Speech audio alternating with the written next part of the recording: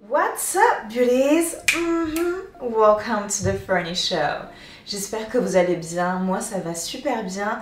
Mais je vous avouerai que ça commence à m'énerver parce qu'il commence à faire super froid. Donc, à la maison, là, c'est en mode plaid, hein. Comme vous pouvez le voir. Il fait vraiment trop froid. Donc, pour sortir, c'est vraiment un calvaire.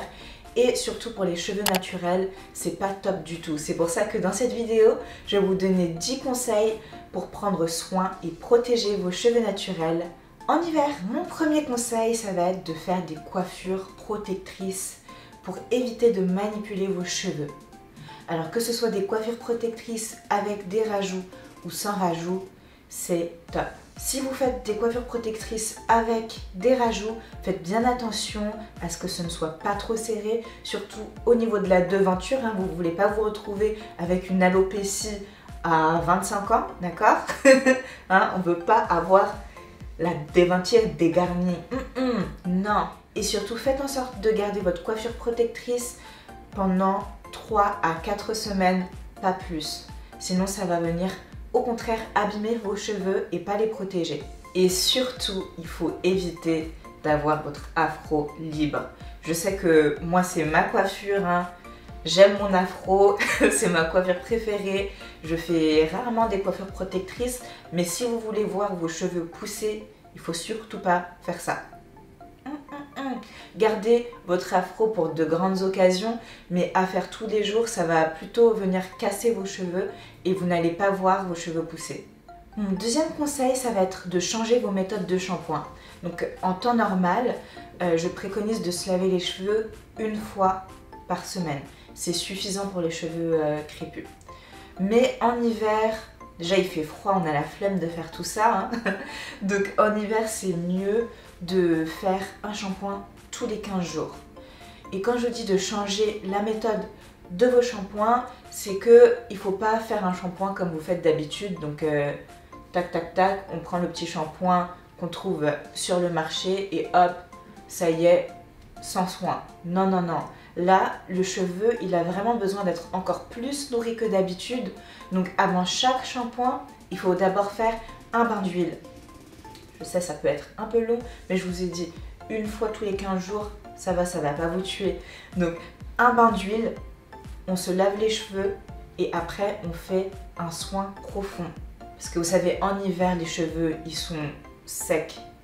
Ils ont tendance à se casser encore plus facilement. Donc, si vous êtes comme moi, que de base, vous avez les cheveux secs, fins et cassants, là, l'hiver ne va pas du tout vous aider. Donc, il faut apporter les grands moyens. Voici toutes les solutions que vous pouvez faire et que je vous conseille de faire, vraiment. Au lieu d'utiliser un shampoing classique, vous pouvez faire des co-wash. Donc les co-wash, c'est se laver les cheveux avec du conditioner, donc de l'après-shampoing. Et là, ça va venir bien hydrater vos cheveux, quoi.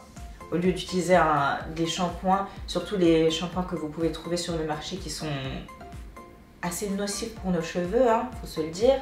Ou encore mieux, au lieu d'utiliser un shampoing ou un après-shampoing que vous trouvez sur le marché, vous pouvez faire vos propres produits. Je sais que quand on dit faire ses propres produits, on se dit « Oh my God, it's gonna be so complicated ». Mais non, vous n'avez pas besoin de vous casser la tête. Ce que je vous conseille, au lieu d'utiliser des shampoings, c'est d'utiliser des poudres ayurvédiques. Alors, ce sont des poudres indiennes et celle que j'adore utiliser, c'est la poudre de Brahmi. Elle va venir laver vos cheveux, littéralement. Ça va pas mousser parce que à chaque fois on se met dans la tête que ah ça mousse pas donc c'est pas bon. C'est pas parce qu'un shampoing ou quelque chose qu'on utilise pour se laver les cheveux ne mousse pas que c'est pas bon. Ne vous mettez pas ça dans la tête, ça c'est ça qu'on veut nous mettre dans la tête, mais c'est pas vrai. Donc si vous utilisez juste un tout petit peu de poudre indienne que vous mélangez avec un peu d'eau, hop, vous appliquez sur les cheveux. Vous frottez bien le cuir chevelu et vous rincez vos cheveux, vous allez voir que vos cheveux vont être propres. Mon troisième point, c'est de miser sur les soins hydratants, nourrissants et protecteurs. Donc ça rejoint mon point précédent, il faut vraiment chouchouter ses cheveux en hiver. C'est comme ça que vous allez être super content, super contente de voir que vos cheveux ont bien poussé quand ça sera l'été.